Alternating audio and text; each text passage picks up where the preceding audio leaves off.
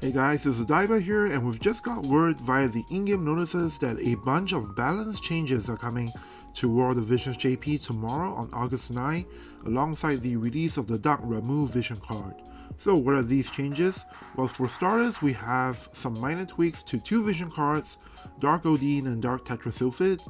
We also have two new pieces of +6 equipment, one of which might be an upgrade for some of the existing evade teams. And finally, we have a bunch of ability buffs for 4 job classes this time: Knight, Gunner, White Mage, and Hunter. So let's kick things off by first talking about the vision card change, which I've sort of summarized for you over here. So this affects both Dark Odin and Dark Tetrasulfide. Now, currently when you max level these two vision cards to level 99, you get the party effect increase unit resistance 10.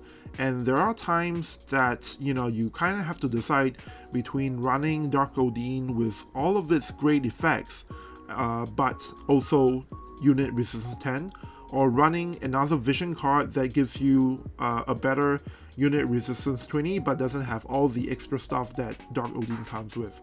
So after tomorrow's update, they are going to increase the unit resistance for these two cards to 15, which is going to make it just a little bit easier to decide which card you should run, in those circumstances, I think. And it also helps out certain elements that don't already have a readily accessible, a very easy to access vision card that has unit resistance 20. So for those elements, if it's an element that is covered by Dark Odin or Dark Tetrasulfide, it's going to help out a little bit in terms of defense.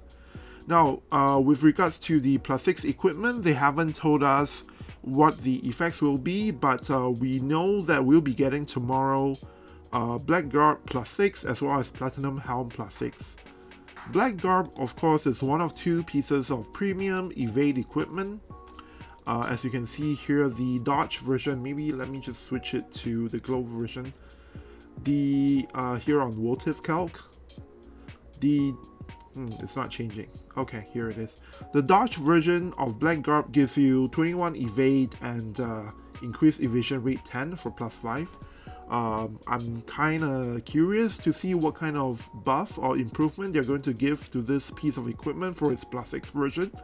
Could be interesting to see for evade teams. And then the other piece of equipment here, Platinum Helm. Normally you run the barrier version of the equipment, and that gives you 18 SPR on top of slash resistance 10% again. All the previous Platinum equipment has had pretty good +6 versions, so I'm curious to see what they'll give for Platinum Helm +6. Alright, with these out of the way, we can go on to talk about the ability buffs for the 4 job classes, starting with Knight. Before we talk about the abilities, I just want to quickly show you guys a list of all the units that have Knight as either a main job or a sub job. Now, I believe in this list there are 4 units that have it as a main job, and they are Balo, Terrell, Lilish, and Whisper. Just note that for those, especially for those who have it as a sub job, they may not actually have all of the abilities that are getting buffed here.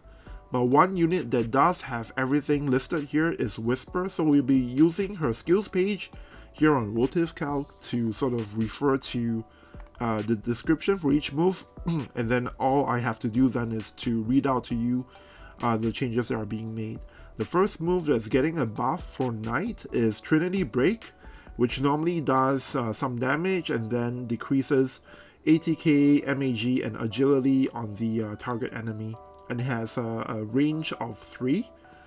So after tomorrow's update, the range will be buffed from 3 to 4, and then its AP consumption will be dropped from 34 to 24, and finally, before the damage and debuffs happened, it will also now give the unit using it a 3-turn self buff of slash resistance penetration up. And like I said, this buff comes in before the damage, so that means Trinity Break itself is probably going to do just a little bit more damage. Next up, we have TP Break. a very simple move that reduces the amount of TP your enemy has. After the update, it will now also gain a CT down medium effect. And then similar to this move is AP break, which again reduces the amount of AP that the enemy has. After the update, it will also gain a to the enemy 3-turn obtained AP down effect.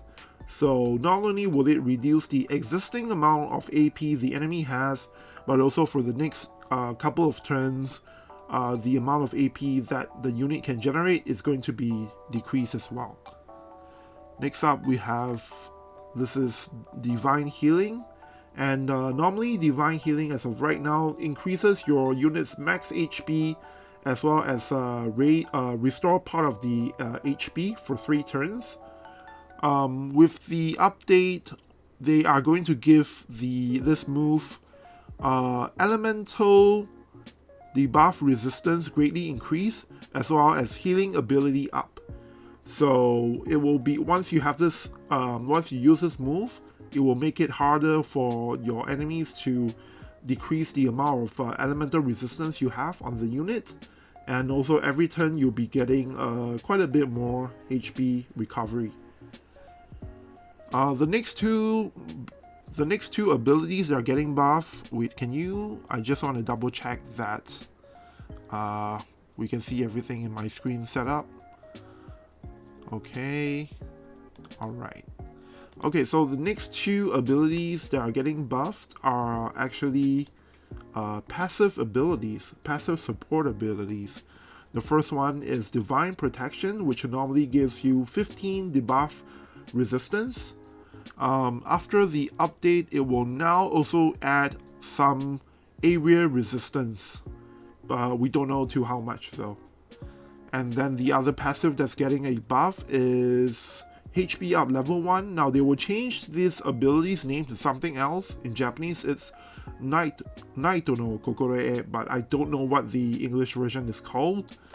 But what it will do is, on top of increasing your HP by 15%, it will now also give slash resistance penetration up. And then finally, for Knight, the final ability that's getting buff is Whisper's Protection Break. This is only available to Whisper, and the single change they made here is they are going to increase the damage from damage M to damage L. Damage L should be around 200%. Otherwise, it has the same decreased defense and decreased spirit traits. So nothing there has been changed, just the amount of damage it does. So overall, looking at the ability buffs that Knight is getting, I'm frankly a little bit confused because a lot of it seems to be more offensive oriented. Although I have to say that TP break and AP break, those skills might actually be more useful now in PvE scenarios. And then for the passives, personally looking at the list of abilities getting buffed here, for me I think the biggest, the most impactful parts are the passive support skills, because a wide variety of units have these support abilities, and especially the one that gives area resistance. For Rain, if we take a look at Rain's skills, he actually already has a support ability that gives 15 area resistance, so you could potentially stack that up with the Divine Protection, the buff version of that, for maybe, I'm guessing, 30 area resistance total, which is not bad if you're trying to, you know, tank, make Rain tank for the rest of the team. Alright, so next we'll take a look at the Gunner abilities that are getting buffed. As usual, we'll start by taking a look at all the units that have Gunner as a main job or a sub job. And then the units that have it as a main job are Ryu, Kreyas, and Frederica. Those are the only 3. Similar to Whisper, all of the abilities that are getting buffed can be found on Frederica herself. The first move for Gunner that's being buffed is Arm Shot, which is, I believe, right over here.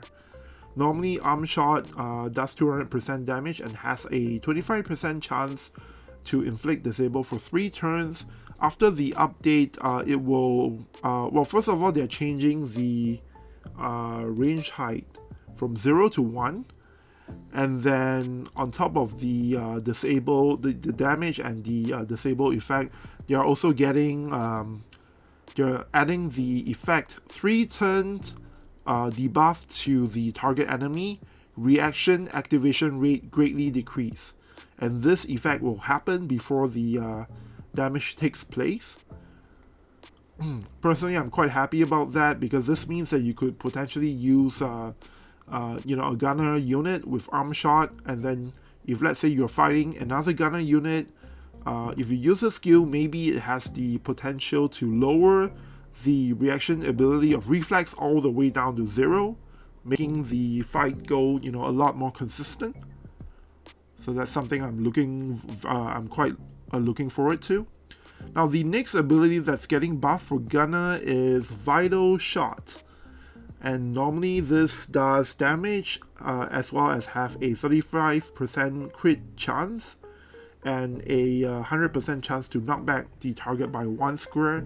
After the buff, they are changing the range height from 0 to 1, and they're also adding the ability to dispel haste and AP recovery effects on the target. So Vital Shot as of right now isn't really a very a skill that is used by gunners a lot, but I think after this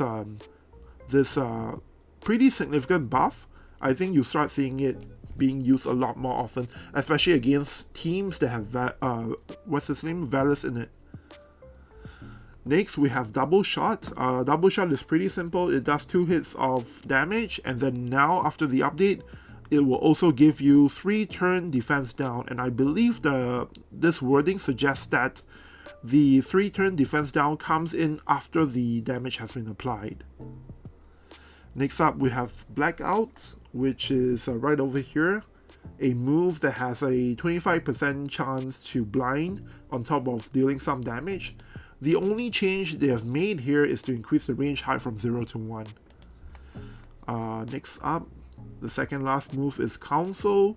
This is a AoE buff to Frederica and other units. To the unit casting this move and the allies around the unit.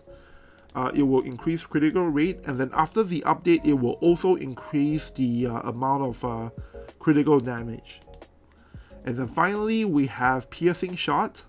This is the last ability that's getting buffed for Gunner, and it's exclusive to Frederica. And what it will do is, normally it gives her 3 turn increased defense penetration, and then it also does a bunch of damage. After the update, it will now add the effect of, on critical hit, give the unit 3 turn ATK up. So overall, looking at the abilities for Gunner that's getting buffed, I'm actually quite happy with most of it. I think the Vital Shot is going to be a lot more useful. Vital Shot is going to be a lot more useful. I really like the decrease reaction ability effect on Arm Shot. And then for Double Shot, this is a move that I use a lot on Luasa, using her in the guild raids. So what this means is, after the update, because it has defense down on it already, you don't actually have to spend another turn to use a defense debuff on the boss enemy. So personally, I like this change a lot. And then for Piercing Shot is the one that I don't quite like, because the thing with Frederica is that, her problems really is that she doesn't have that much survivability, and she also doesn't have a lot of defense penetration. There's basically no defense penetration whatsoever on her support passes, and I believe her master ability, she has 10 defense penetration on her master ability. That isn't a lot, and really the thing about Frederica, the reason why she can't deal as much damage is really because of defense penetration. So I'm not sure what the move is going to do. What is their intention, you know, with piercing shot getting buffed to give 80k on, you know, critical hit. Like, does it even matter? I guess ultimately it will depend on how much 80k she's getting with the addition of this buff. So I guess we have to take a look at, you know, how much additional damage she can actually deal out, but I don't think it's going to be a lot, or, you know, I don't think it's an amount that will make much of a difference, because in the first place, Frederica doesn't have a lot of defense penetration to begin with. Okay, moving on to White Mage. White Mage, these are the units that have White Mage as a main job or a sub job. And I believe, well, this is a really long list. The ones that have it as a main job are, let's see here, Grace, I think her name is Grace, in Japanese it's Inori, Naya, and let's see who else, Ayaka. So those are the only three. And like with the two previous units, all of the abilities that are getting buffed can be found on Ayaka, so we'll be using her skills page as a form of reference. Now the first change that is being made is to Kuraga, which will now have a square shape, or rather a diamond shape AoE effect rather than a plus sign shape. So in other words, they are changing the range, the AoE range from 1 square to 2 squares. So if you just imagine, you know, the AoE effect is extended out by 1 for each direction, and then by 1 to each diagonal as well. That's the new range for Kuraga. For Regen, Regen is getting increased healing ability as well as critical evasion up. And then next is Holy. Holy right now has a how do I get this to show? Oh, Holy now has a activation cast time of 200, and they're changing that to, or rather they're reducing that to 360, which means that it will take roughly 1/3 of a turn to cast. And then for Raise, over here, Raise, they are going to increase the range from 3 squares to 4. And then for Regenerator, this is a counter ability for White Mage. Basically, it's a counter ability that gives regen, and the upgrade to this is it will also now have 3-turn healing ability up. Now, just to note, the 3-turn ability up to this will also affect other sources of healing, obviously. But of course, the main intention here is to, you know, basically have the regen effect give you more HP recovery than before. Next up, we have, I believe this is March of the Saints. Right now, all it does is nullify Doom for the user, but after the upgrade, it will also give MAG up. And then finally, the last skill that's getting buffed for White Mage is Ayaka's exclusive skill, Divine Melody. Divine Melody usually, well, this is a buff skill to a single unit that increases defense penetration by 30, and then also gives that unit HP absorption by 20% for all the damage done for 3 turns. After the update, they are going to increase the amount of damage penetration and the amount of HP absorption you can get from this skill. We don't know the numbers yet, but hopefully they will increase the defense penetration to 50 or 60, and if they do so, then you could potentially use the skill to create a unit that has 100 defense penetration for huge damage, right? So I'm really curious how big of an impact the buff for this will be, and hopefully it will be enough for players to start running Ayaka again in PvP. Other than that, I have to say, generally speaking, I think a lot of the buffs here help. I mean, for the most part, it's just you get more healing, right? And then for Kuraga, you get like a bigger, or rather a wider area effect. Now for Holy, it's interesting because I took a look at some of the units that have this, and the thing is, if they increase it by 160, I was thinking it might be possible to now make this skill an instant cast attack for some of the units, but the only unit that I found that can actually make this an instant cast can already do it when the activation time is 200, and that is with Yuna. So Yuna, if you stack all of the sources of activation time reduction, even at 200 you can get it to be an instant cast attack. I guess now that they increase it to 360, or rather they reduce the activation time to 360, you can potentially remove one source of attack activation time reduction and maybe use that to give her more damage. But in either case, it doesn't seem like this change will actually, matter a lot. Maybe for some units that require Holy to come out earlier, they'll finally get it to come out earlier, but overall I don't think it makes too much of an impact. But generally speaking, I'm quite happy with the White Mage skill buffs. Of course, the one thing I'm hoping to see is Ayaka start getting played more with the Divine Melody buff. Alright, moving on to the last job that is getting job buffs, and that is Hunter. Hunter right now in the game only has one unit that has this job, and that's Eliza. So essentially all of these ability buffs here are all for Eliza right now. The first skill that is getting a buff is Armor Piercing Shot. Sorry, Armor Piercing Arrow, which normally does 165% damage and decrease defense by 25 on the target. After the update, it will now also give it will now also add defense penetration up before the damage is applied, and this defense penetration up effect is not for 3 turns, it's only for this skill.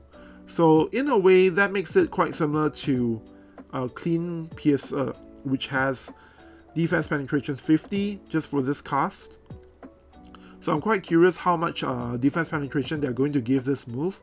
But the one, of course, the one advantage Armor Piercing Arrow has is that it's an instant cast move, whereas Clean Piercer requires 320 activation time.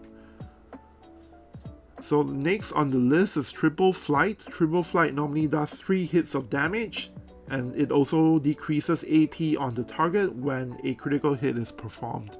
After the update, it will now also deal additional damage to targets with haste or berserk status. Not really that impactful, I suppose, but hey, additional damage is additional damage. Next up we have tracking techniques. Tracking techniques normally increase AG agility and ATK for the unit using it, as well as all allies around in a plus signed AoE effect. After the update, it will now also give reaction block rate up. We don't know by how much, but I don't think it's 100%. And also I don't think adding reaction ability block to this move will, make it something that people want to use. I think in PvP you still turn this off even after the update.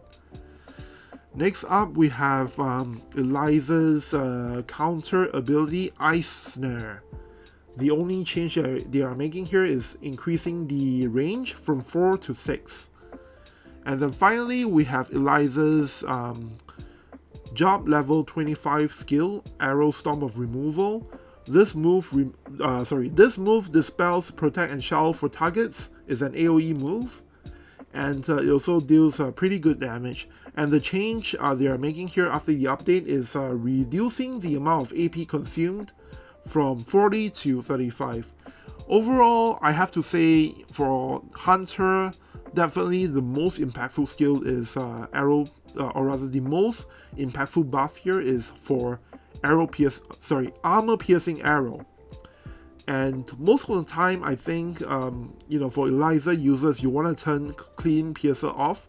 So it's definitely good to see that Armor Piercing Arrow is going to get a similar effect to Clean Piercer, although we don't quite know how much defense penetration is going to get yet.